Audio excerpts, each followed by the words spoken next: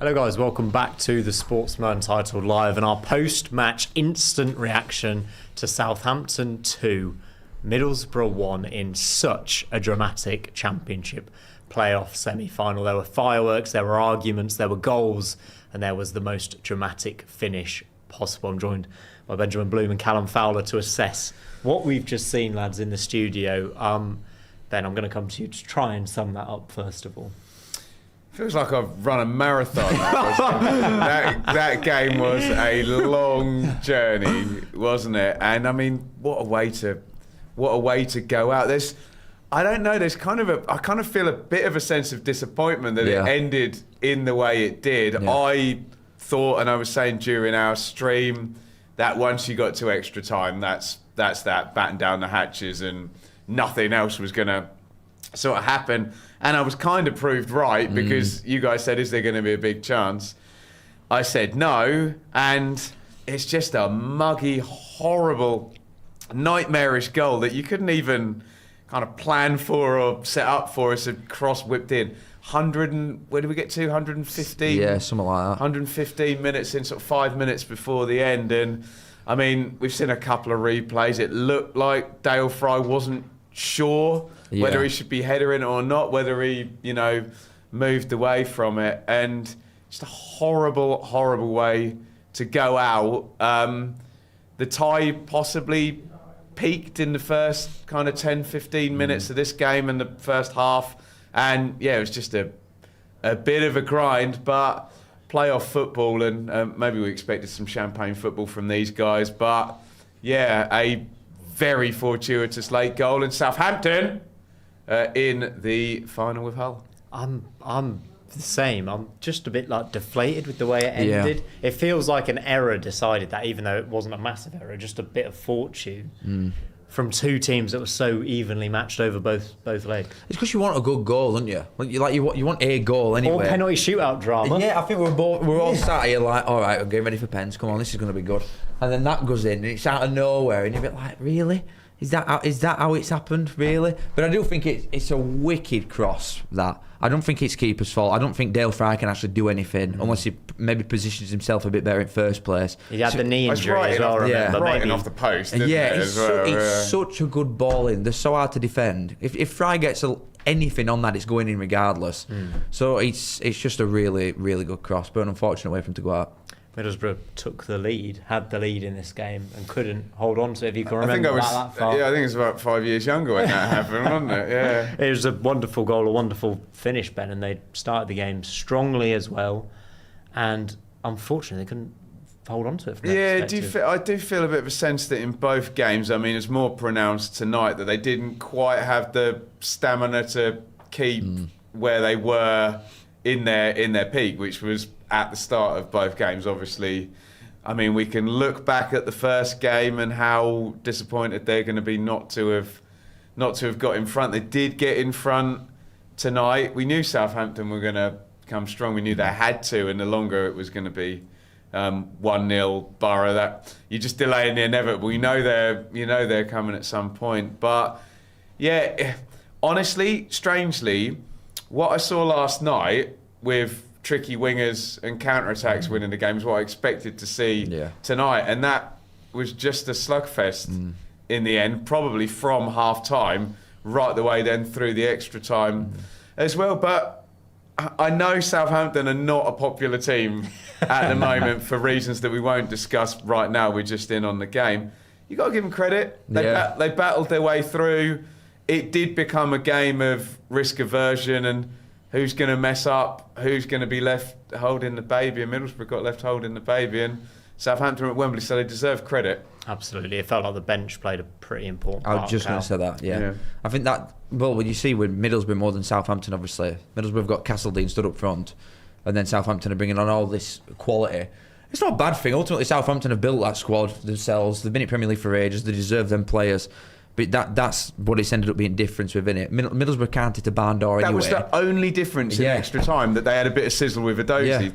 That was what was putting the pressure on, wasn't it? Yeah, exactly. And even with his shoulder being battered for a bit of it, it still did well to churn it out. I thought Samiento could have done a little bit more, but he couldn't really get involved, could he, when he come on?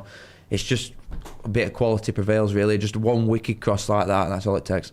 Please do make sure you like the stream if you're watching live, like the channel if you're watching after the fact as well. And get your questions in. Got loads of you in the chat right now, and we'll try and do our best to answer as many as we can. You mentioned Southampton deserving credit.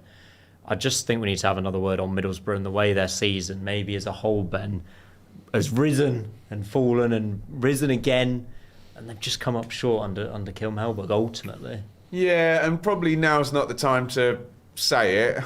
And again, it's another discussion. It might not be over, but in the cold light of day, Middlesbrough aren't a promotion team this season. There's just that key fallibility, that weakness that everyone can see, and you're pointing out tonight that maybe if Strelec and Conway and I can't even remember who else was up there. It's been a long night. Whittaker, had been different players, but a bit more decisive throughout this last batch of the season, and ultimately in the regular season, that's cost them. And I think probably in this tie, first leg sums them up, doesn't it? Yeah, they just didn't have enough up front. They've come out of it's not even 180, they've come out of the 210 minutes with one goal for their chances. So you then need to shut out, add another 2 onto the unbeaten streak, a 21 undefeated team to get through. And I don't know. It's a complete squad game for me, Ben. I look at the difference between Coventry and Ipswich promoted automatically, and Southampton in particular, and the front three, when you take off 2 of them, the drop in level. Yeah. And that's no disrespect to the players Borough have, but the comparison is just out of this world. And ultimately, I think it's the top end of the pitch, Cal, that's probably cost them. Yeah, 100%. Well, like we said, first leg just completely sums them up. They were what did they have, 15 shots at half-time, 75% possession. Southampton had touched ball, and they've gone in 0-0. Yeah. They've come here 0-0. It's countless games throughout this season. And it does feel like we're kicking them when they're down, ultimately. But if they'd have had better 9s available this season, then Middlesbrough even, it'd have probably gone up top 2. Yeah. Any of the Southampton, if you have Ross Stewart and you put him up front, if you have Larin and have further down, like Carlton Morris or Raggyman. Yeah, literally. Yeah, bench options for Southampton. Cameron Archer didn't get on the pitch for Southampton in a playoff semi-final. They're a really good side though, and you think that they'll be sort of up there again if they can keep Hellberg. But Hackney going, some other inevitable stuff. Again, this is horrible stuff to say when they've just sat on coach back now we're selling all this squad and his manager's going. It's brutal, yeah. But it's reality, innit? It's the most heartbreaking time for any football team. Well, and you get the double whammy of that you've just lost in a horrible kind of circumstance, and teams that finish in the playoffs, we just know with the cliff edges in football, whether it's parachute teams, whether it's Premier League teams, your best players get picked off. Absolutely they do, and it brings us, I guess, to the playoff final coming in 10 or so days' time. Southampton. Assuming there's no. There's no decisions that affect such things. Let's talk about the final as we have it on paper at the moment, because Hull City were remarkable in that second leg at the Den, fully deserved their win to get to the final. It's going to be an interesting watch, isn't it, at Wembley? So what's their head-to-head? I think Hull might have beaten... Did they double them? I think Hull, yeah. Beat them twice. So. I think they definitely won at St Mary's. Yeah, I think they beat them with Will Still earlier in the season at MKM. Obviously, that feels like another time or place. Yeah. And I mean, how's that narrative for you? The last team to beat Southampton were Hull in January. So, we're either bookending the undefeated streak with Hull beating them again, or Southampton are going through coast to coast. I think, depending, it's going to be a long 10 days at EFL Towers in Preston, and figuring out what's going on up there. I think the public support, given what's happened, is probably going to be behind Hull. But as you said before the show, Southampton, U1 parachute team, 20 or 21 or whatever it is now, undefeated, will be strong favourites. Been to Wembley and won against Leeds. Been there and put on a good show against Manchester City. But But Hull gonna Hull. Hull are gonna Hull, as they have done all season. Got a few comments and please keep sending them in. Actual truth is Borough's team haven't been good enough this season. They nosedived 12 matches ago. I mean, that's kind of fair, and also probably coincides with Hayden Hackney's injury. Well, yeah, March it showed it the earlier, 14th. didn't it? It showed it earlier, like with and without Hackney. So he's obviously a really big player for him. Got to fill that gap because he is going to go, but you're going to get a lot of money for him. And then obviously with final as well, now that they're out of it, you have like Hull's record as well. They've been there twice, won twice, 1-0. I'm pretty sure. Yep. You've got two very contrasting styles going up against each other here. I don't know. I don't. People are going to say Southampton, but I don't know. I'm more emboldened after seeing Hull beat Millwall. Yeah. I'm like, okay. There's a got a clear bit. style. Yeah, they can do that. The back three, Yeah. the Do that clear against style. anybody. You don't finish in playoffs an accident as well, do you? They are a good side, but we just look at Southampton naturally and go, well, they've gone 20 odd games without losing whatever it is. You go man for man players they've got, obviously how good they can be when they turn up, but Hull have turned them over for a reason. The last team to beat them for a reason. I don't know. It's going to be Be a very good game. interesting indeed, and we'll be doing a full kind of playoff preview over the next few weeks. We're back on Monday for the Sportsman Untitled full show, so please do make sure you like and subscribe to the channel. We should probably touch on the other losing semi-finalists, Ben, because we're not going to see them again. How do you think Millwall, and then maybe Borough as well, are set up to go again next season? It feels like Alex Neil has been building something at Borough. He's getting closer. Would you see it that way? Yeah. Obviously, you'd imagine Femi Aziz would be the one that would go for a big transfer fee. There's a couple of loans in there, but in the main, the rule is keep your manager. If you have to sell big with good contracts. Millwall always good with that. Reinvest the money, go again. You obviously then look at a Wolves coming down, a Burnley coming down, and let's be fair, a giant, which is likely West Ham, but either West Ham or even Spurs coming down. So it'll be very hard for Millwall to finish higher than third next season. But they've been tremendous. I think the manager was the difference last night. Just Millwall knew what they were going to do, went at it. Jakirovic not necessarily running scared, but had to make several tweaks, and that turned out to be the difference, didn't it? But I'd be pretty confident if I were a Millwall fan that next season's going to be good. And the club just grows in profile now. They've broken that playoff duck, haven't they? They're probably going to break the transfer record for money coming in for a player. They're probably going to break their spending transfer record, are they? You know, replacing Femi. So I think if you're positive, but like you were saying, right now it just blows, doesn't it? Oh, It just yeah, sucks. it's awful. It's horrible. It's the worst thing ever when you lose it. But like you're saying, I think Millwall will be in a good spot next year. Yeah, it's hard, isn't it? They had such an opportunity as well. You look at a home leg, one shot tie.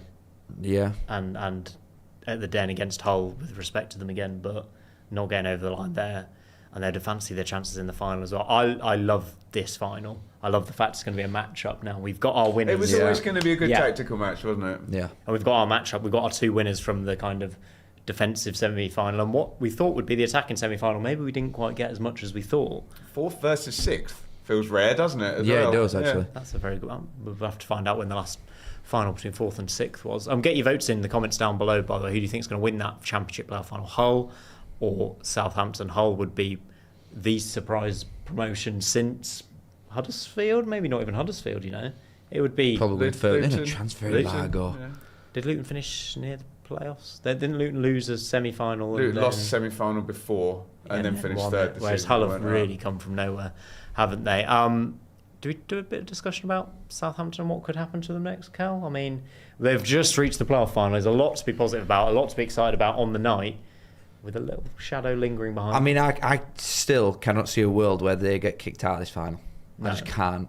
Unless you're saying, unless there's an handful of clubs that have got evidence of this happening, which why wouldn't they have come out with it before? Yeah. You know what I mean? Unless they're going and checking tapes for every day for the rest of the season. I don't know how they're going to find something that they've not already got. I'd be gobsmacked if something happens from now to that final.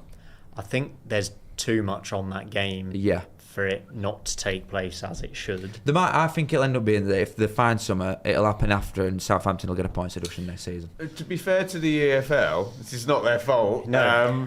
The West Brom thing, they turned that round really quickly. Yeah, true. Didn't they? And I know the kind of results and what West Brom did on the pitch kind of worked in their favour. And as you were suggesting, perhaps Middlesbrough winning tonight would have worked in the EFL's favour. But I don't know, maybe just come out with something pretty damn quick. And the truth is that Southampton are about to receive a windfall, because we all know famously the losing side gets all the gate receipts from the playoff final anyway. So they're either going to get that, or they're about to make 120 million TV quid money plus a minimum of 2 years parachute payments. So they'll be able to pay whatever fines.